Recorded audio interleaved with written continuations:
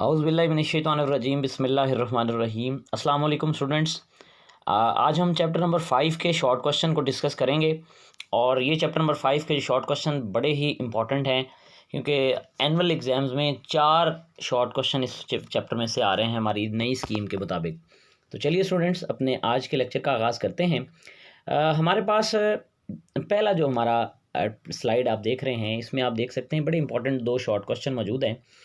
Why is it necessary to decrease the pressure in the discharge tube to get cathode rays? Student ये question बड़ी दफ़ा हमारे annual exams में आ चुका है। तो देखिए कि at normal pressure the gas molecule are congested in the discharge tube. When pressure inside the tube is reduced to decrease the number of gas molecules so that hindrance in the way of movement of electron of cathode rays become minimized। Student ये pressure 0.01 torr, ये हमारे MCQs के लिए भी important है। Molecule are isolated and they go apart from each other. इसका मतलब है कि सिंपल सी बात अगर हम ये कहें कि इस हाई प्रेशर पर मॉलिक्यूल जो गैस के होते हैं वो कंजेस्टेड होते हैं, करीब करीब होते हैं एक दूसरे के, और उनके दरमियान स्पेस नहीं होती कि इलेक्ट्रॉन्स पास कर सकें।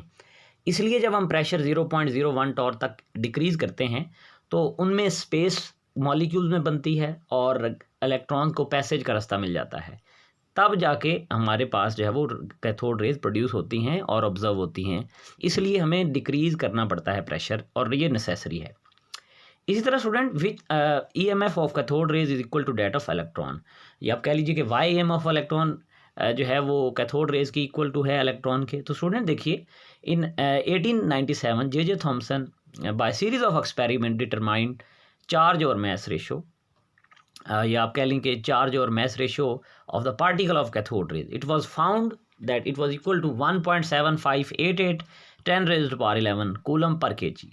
This value was exactly same as that of E over M value of electron. तो बात यह है कि जब उन्होंने E over M value cathode rays की और इलेक्ट्रॉन की फाइंड की तो दोनों की जो वैल्यू थी वो एक दूसरे के इक्वल थी। तो जिससे ये पता चला कि जो ये कैथोड रेज हैं ये असल में इलेक्ट्रॉन्स ही हैं और इनकी E ओवर एम वैल्यू एक दूसरे के इक्वल होती है। इसी तरह से स्टूडेंट देखिए ये properties of cathode rays electrons ही चल रही हैं।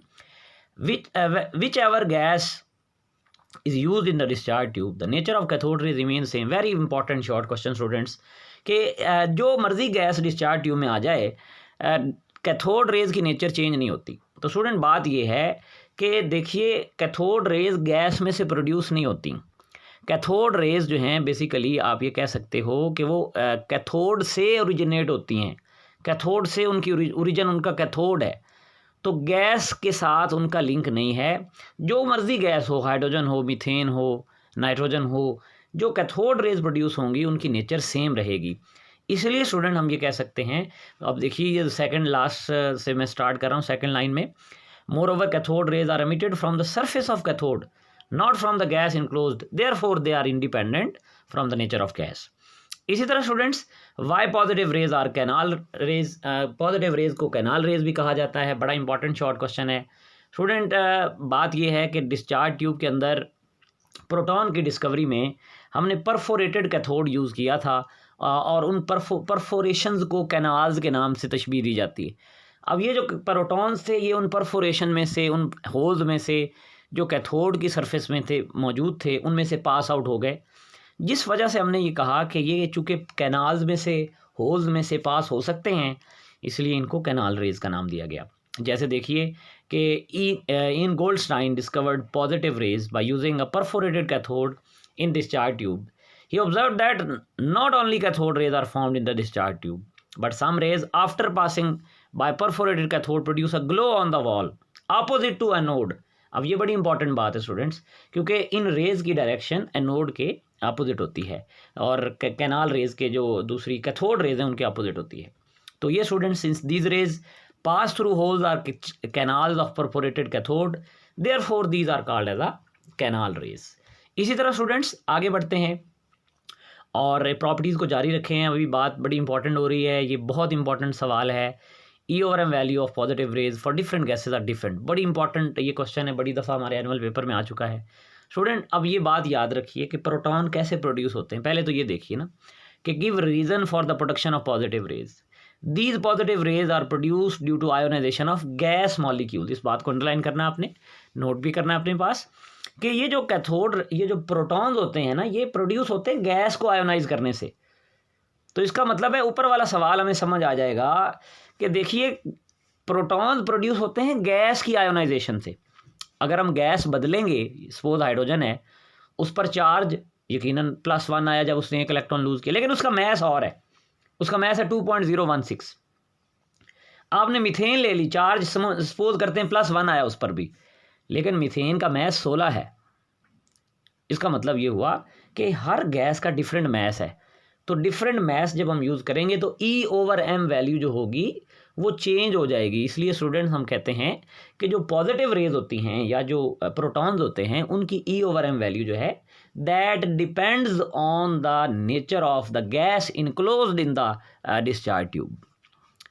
और इसी तरह से स्टूडेंट्स आप देख सकते हैं कि हमारे पास जो रीजंस हैं, give reasons for the production of, तो आप देख सकते हैं कि ये M जो है वो एक गैस का मॉलिक्यूल है, उस पर हमने इलेक्ट्रॉन की बम्बारमेंट करवाई है और उससे हमारे पास M पॉजिटिव बना। यानी जो M पॉजिटिव है ये प्रोटॉन है, इस पर पॉजिटिव चार्ज है आप ये कह लीजिए, और ये 2 इलेक्ट्रॉन लूज हुए, एक जो हमने बम्बार करवाया और एक जो मॉलिक्यूल ने लूज़ किया। तो ये 2 बड़े इंपॉर्टेंट क्वेश्चन हैं, इनको अच्छी तरह से आपने मेमोराइज़ करना है। नेक्स्ट आगे चलते हैं स्टूडेंट्स, और नेक्स्ट हमारे पास कुछ न्यूट्रॉन्स की प्रॉपर्टीज़ भी आएंगी और कुछ प्रोटॉन की भी। तो student give 4 properties of positive rays. बड़ा इंपॉर्टेंट सवाल हमारे पास पेपर से लिया गया है कि they are deflected by electric, और यकीनन ये पॉजिटिव चार्ज हैं इलेक्ट्रिक फील्ड में भी डिफ्लेक्ट होंगी और मैग्नेटिक फील्ड में। These rays are travel in a straight line in direction opposite to cathode rays. Student ये जो कैनाल रेज हैं इनकी डायरेक्शन यकीनन कैथोड रेज के अपोजिट होती है। जिंक सल्फेट प्लेट पर ये फ्लैशेस प्रोड्यूस करती हैं। और इसी तरह E/m value for the positive raise is always smaller than that of electron and depends upon the nature of gas in the discharge tube। और ये बातें हमने लॉन्ग क्वेश्चन में, आप इसके लेक्चर देख सकते हैं पैशन केमिस्ट्री सीरीज़ में, कि आपने देखा कि 5वें चैप्टर को हमने बड़ी डिटेल से डिस्कस किया हुआ है, तो उससे भी आप इसकी हेल्प ले सकते हैं जो बात आपको क्लियर ना हो रही हो। What particle emitted by decay of neutron, very important short question students. जब न्यूट्रॉन का डिके होता है, यानी कि फ्री न्यूट्रॉन का जब डिके होता है, आप देख सकते हैं ये न्यूट्रॉन है, एक पॉजिट्रॉन ये आप देख सकते हैं मिलता है हमें, एक जो हमें अल्फा बीटा पार्टिकल मिलता है जिसे इलेक्ट्रॉन कहते हैं, और एक student neutrino anti matter particle मिलता है। ये रिएक्शन आपको याद करना होगा इसके लिए। इसी तरह students give 2 properties of neutron, तो बड़ा इंपॉर्टेंट क्वेश्चन है ये student. Neutron can not ionise gas, neutron are highly penetrating particles. तो ये 2 बड़े सिंपल सी इसकी प्रॉपर्टीज़ हैं जो आप आसानी से याद कर सकते हैं। इसी तरह students write down the reaction in which copper is converted to zinc. Very important students, ये हमारे एनुअल पेपर के लिहाज से बहुत इंपॉर्टेंट सवाल है। वो कहता है कि जब स्लो न्यूट्रॉन्स को, ये स्लो न्यूट्रॉन की प्रॉपर्टी है, स्लो न्यूट्रॉन जब कॉपर 65 उसका मैस है, 29 एटॉमिक नंबर है, फॉल करते हैं तो गैमा रेडिएशन एमिट होती हैं और कॉपर 66 बनता है जो कि रेडियो एक्टिव होता है, और उसके डिके से कॉपर 66 जो डिके होता है तो हमारे पास जिंक बनता है, और स्टूडेंट इसके साथ बीटा पार्टिकल, इसे बीटा पार्टिकल एमिटर भी कहते हैं। तो ये रिएक्शन बहुत इंपॉर्टेंट है, इसको आपने अच्छी तरह से मेमोराइज करना है। नेक्स्ट चलते हैं स्टूडेंट्स, आगे चलते हैं, और इसमें आप देखेंगे कि न्यूट्रॉन कैसे डिस्कवर हुए, इसमें रिएक्शन है बड़ी डिटेल से। लेक्चर में हमने ऑनलाइन लेक्चर जो मौजूद है उनमें इसको बड़ी डिटेल से डायग्राम के साथ एक्सप्लेन किया था, लेकिन अब यहाँ पर हम चूँकि शॉर्ट क्वेश्चन है तो सिंपली हम इस पर बात करेंगे। तो स्टूडेंट हमारे पास क्या हुआ था कि जो जेम्स चैडविक ने एक्सपेरिमेंट किया था उसके मुताबिक उसने अल्फ़ा पार्टिकल को ब्रिलियम की टारगेट पर फॉल करवाया और कार्बन 612 हमें हासिल हुआ, और एक न्यूट्रॉन जो है वो साथ में एमिट हुआ। तो ये न्यूट्रॉन जब डिटेक्टर पर फॉल करवाया गया तो उससे हमें पता चला कि इन पर कोई चार्ज नहीं होता, ये चार्ज लेस पार्टिकल्स होते हैं। तो ये स्टूडेंट इसमें डिस्कवरी में आपको रिएक्शन भी अच्छी तरह से तैयार करना होगा। इसी तरह स्टूडेंट ये हमारे एक्सरसाइज में क्वेश्चन भी मौजूद है, बड़ा इंपॉर्टेंट सवाल है कि आपने क्या करना है, मैस ऑफ इलेक्ट्रॉन, ये हमारे एनुअल पेपर में बहुत दफ़ा आ चुका है, इसको बड़ी अच्छी तरह से तैयार कीजिएगा। स्टूडेंट 2 बातें, चार्ज और मैस रेशो आपने, बल्कि आप कह लीजिए कि चार्ज जो है ना, charge on electron we have calculated by Millikan's oil droplet method, आपको याद होगा, और मैस ऑफ इलेक्ट्रॉन हमें कोई नहीं पता। जबकि जो E/m वैल्यू है ये हमें जे थॉमसन के एक्सपेरिमेंट से मिलती है 1.7588 10 raised to power 11। इसका मतलब है E/m वैल्यू भी है, चार्ज भी है लेकिन क्या नहीं है, मैस। इसका मतलब है आप देखिए मैस ऑफ इलेक्ट्रॉन को 1.6022 को डिवाइड कर देंगे 1.7588 पर, तो इससे हमारे पास मैस ऑफ इलेक्ट्रॉन आ जाएगा स्टूडेंट्स, दैट इज 9.1095 10⁻31 kg। इसी तरह स्टूडेंट्स नेक्स्ट देखिए हमारे पास बड़ा ही एक और इम्पॉर्टेंट शॉर्ट क्वेश्चन ये न्यूट्रॉन में से ही है कि differentiate between fast and slow neutrons. तो स्टूडेंट्स ये आप देख सकते हैं कि वो they travel with an energy of 1.2 mega electron volt, जबकि जो स्लो न्यूट्रॉन होते हैं students they travel with an energy less than 1 electron volt. ये अफेक्टिव होते हैं फिशन रिएक्शन के लिए, जबकि जो स्लो न्यूट्रॉन्स हैं they are more effective in fission reaction. एक हमारे पास जो है वो लेस अफेक्टिव है और एक मोर अफेक्टिव है स्टूडेंट्स। और इनमें प्रॉपर्टी ये है कि जो फास्ट न्यूट्रॉन्स होते हैं उनको बीटा पार्टिकल एमिटर भी कहा जाता है, कि वो जब नाइट्रोजन के साथ रिएक्ट करते हैं, ये दोनों रिएक्शन, एक रिएक्शन पहले भी हम कर चुके हैं, गैमा और बीटा पार्टिकल एमिटर, जबकि जो फास्ट न्यूट्रॉन्स होते हैं students these are alpha particle emitters. तो ये इनके रिएक्शन और इनकी प्रॉपर्टीज़, ये शॉर्ट क्वेश्चन बहुत अहम है, बहुत अच्छी तरह इसे तैयार करेंगे आप। इसी तरह स्टूडेंट्स आगे चलते हैं, एक और बड़ा इंपॉर्टेंट सवाल हमारे एनुअल पेपर में काफ़ी दफ़ा पूछा गया है, differentiate between frequency and wave number. तो स्टूडेंट पहले तो हम इसको डिफाइन करते हैं कि number of waves passing through a point पर सेकंड, यानी एक सेकंड में किसी भी पॉइंट में से कितनी वेव्स गुजरती हैं वो उसकी फ्रीक्वेंसी कहलाती है। Number of waves per unit length, और यानी कि एक मीटर के अंदर कितनी वेव्स मौजूद हैं वो स्टूडेंट्स क्या कहलाती है, वो वेव नंबर कहलाता है। इसका सिंबल वी है और इसका सिंबल स्टूडेंट वी बार इसे कहते हैं, न्यू बार भी कह देते हैं। यूनिट्स हर्ट्ज हैं, साइकिल पर सेकंड हैं। इसके यूनिट्स जो हमारे पास है वो वेवलेंथ के रेसिप्रोकल होते हैं। और student relation v is inversely proportional to 1/v। और जो वेवलेंथ होता है या जो वेव नंबर होता है students that is the reciprocal of the wavelength. यानी स्टूडेंट देखिए जितनी वेवलेंथ ज़्यादा होगी उतना कम वेव्स होंगी यूनिट एरिया में, तो ये वेवलेंथ और वेव नंबर जो हैं ये इनवर्स रिलेट करते हैं। तो बड़ा एक और इम्पॉर्टेंट सवाल स्टूडेंट्स आपके सामने आने जा रहा है, write down 2 postulates of Planck's quantum theory. Student ये प्लांक्स क्वांटम थ्योरी कहती है कि एनर्जी इज नॉट एमिटेड और अब्जॉर्ब कंटिन्यूसली। जैसे रदरफोर्ड ने कहा था अपने मॉडल में कि एनर्जी कंटिन्यूसली एमिट या अब्जॉर्ब होती है, प्लांक्स ने ये कहा कि एनर्जी इज नॉट एमिटेड और absorb continuously, rather it is emitted और absorbed in a discontinuous manner in the form of wave packets. और हर वेव पैकेट में क्वांटाइज्ड एनर्जी होती, क्वांटा जिसे हमने कहा था। इसी तरह amount of energy is associated with the quantum of radiation is proportional to frequency of the radiation. तो ई जो है स्टूडेंट्स डायरेक्टली प्रोपोर्शनल वी की होती है और जो है एच वी हम इसे कह सकते हैं, E is equal to H V कहते हैं। तो ये 2 पोस्टुलेट्स हैं हमारे पास प्लांक्स क्वांटम थ्योरी के। इसी तरह स्टूडेंट्स आगे चलते हैं, बड़ा ही अहम सवाल, ये दोनों सवाल बड़े इंपॉर्टेंट हैं। इसमें देखिएगा कि पहले हमें पता चल रहा है कि defects of rather very very important, इस पर आप जितने मर्जी स्टार लगाएं, this is a very important short question, आपने इसे बहुत अच्छी तरह से करना है।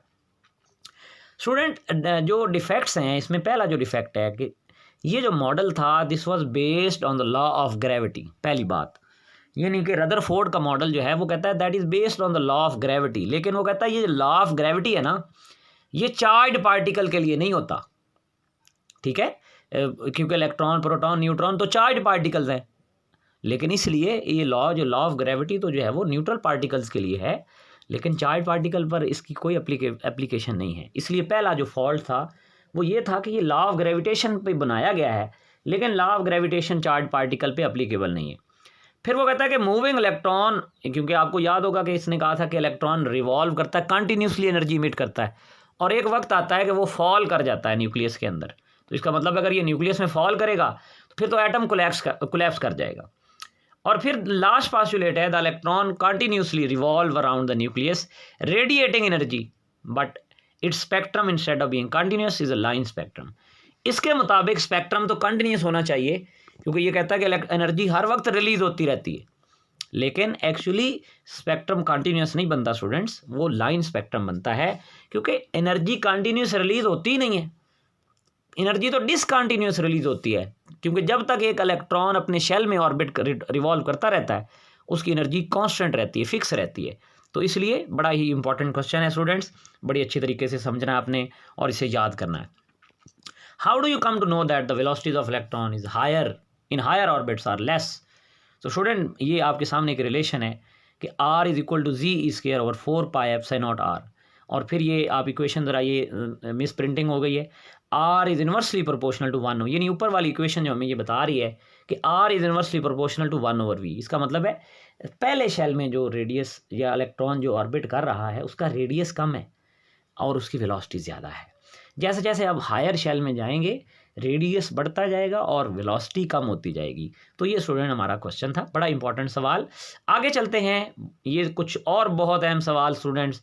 पहला स्पेक्ट्रम है क्या? आपको याद होगा हमने कहा था विजुअल डिस्प्ले और dispersion of white light when it pass through a prism is called as a spectrum. दो तरह का स्पेक्ट्रम पढ़ा हमने, कंटिन्यूस और line spectrum. Student in this spectrum the boundary line continuous spectrum में वो कैन नॉट बी मार्क्ड, आपको याद होगा, जबकि लाइन स्पेक्ट्रम में कलर्ड जो हैं वो एक दूसरे से डिस्टिंक्शन हुई हुई है, उनकी लाइंस मौजूद हैं proper. One colour merge into another without dark space. ये आप रेनबो में भी देखते हैं कि एक कलर दूसरे कलर के अंदर मर्ज होता है, कोई उसमें जो है वो डिस्ट्रैक्ट कलर नहीं होता, जबकि लाइन स्पेक्ट्रम में यकीनन लाइंस पाई जाती हैं। ये matter in bulk, continuous spectrum जो है वो मैटर इन बल्क की प्रॉपर्टी, यानी कि बड़ा ज़्यादा मिकदार में मैटर हो तो ये प्रॉपर्टी या ये फिनोमिना एग्जिबिट होता है। जबकि जो ये एटम की प्रॉपर्टी, हर एटम का अपना एक स्पेक्ट्रम होता है, सोडियम का, हाइड्रोजन का, तो ये एक एटॉमिक प्रॉपर्टी है, इसलिए इसे एटॉमिक स्पेक्ट्रम भी कह देते हैं हम। रेनबो एग्जांपल है स्टूडेंट्स, और इसी तरह ये light sun and light from incident sources वगैरह वगैरह, ये हमारे पास कंटिन्यूस स्पेक्ट्रम में आ जाते हैं। जबकि यहाँ पर आप देखिए सोडियम स्पेक्ट्रम, हाइड्रोजन स्पेक्ट्रम, ये सारे हमारे पास लाइन स्पेक्ट्रम की एग्जाम्पल्स हैं। इसी तरह स्टूडेंट्स वेरी इंपॉर्टेंट, आपको पता है कि एटॉमिक या लाइन एमिशन स्पेक्ट्रम या लाइन अब्जॉर्प्शन स्पेक्ट्रम होता है। तो इसमें आप देखिए it is a spectrum formed by element or their compound when they are heated in the flame are subjected to electrical discharge when beam of white light is passed। अब यहाँ पर हम beam of white light pass करते हैं, is passed through element, then we observe a spectrum known as line absorption spectrum या atomic absorption spectrum। Sample line spectrum में gaseous होना चाहिए, गैशियस एंड एक्साइटेड स्टेट में होना चाहिए, जबकि एटॉमिक अब्जॉर्प्शन में गैशियस, लिक्विड, सॉलिड किसी भी फॉर्म में हो सकता है। यहाँ पर बड़ा इंपॉर्टेंट ये तीसरा डिफरेंस है, radiation consist of the bright lines, यानी ब्राइट लाइंस होती हैं और उनका बैकग्राउंड जो है वो डार्क होता है, जबकि लाइन, ये आपको स्पेक्ट्रम का लेक्चर, बड़ा स्पेशल लेक्चर जो है वो दिया था, आप इसको पैशन केमिस्ट्री सीरीज़ पे जो है वो ऑब्जर्व कर सकते हैं। ये सारी स्पेक्ट्रम को मैंने एक डायग्राम्स के ज़रिए बताया हुआ है, वहाँ से भी आप इसकी हेल्प ले सकते हैं। Here spectrum appears in the form of dark lines on bright background. यहाँ पर क्या है, डार्क लाइंस हैं और बैकग्राउंड जो है वो ब्लैक जो है वो वाइट है। चलिए स्टूडेंट्स आगे चलते हैं। Very very important short question students, Zeeman and Stark effect, ये बड़ी दफ़ा हमारे एनुअल एग्जाम में आया है शॉर्ट क्वेश्चन में, इसलिए बहुत अच्छे तरीके से करना है आपने कि when the excited atom of hydrogen are place in the magnetic field, Zeeman magnetic, इसका मतलब है जब एक्साइटेड एटम को मैग्नेटिक फील्ड में रखेंगे तो स्पेक्ट्रल लाइन स्प्लिट हो जाएंगी और उस स्प्लिटिंग को हम क्या बोलेंगे, that will be known as a Zeeman effect. लेकिन अगर वही एक्साइटेड एटम हम इलेक्ट्रिक फील्ड में रखें और फिर स्प्लिटिंग कॉज होगी, फिर वो स्टार्क इफेक्ट कहलाएगा।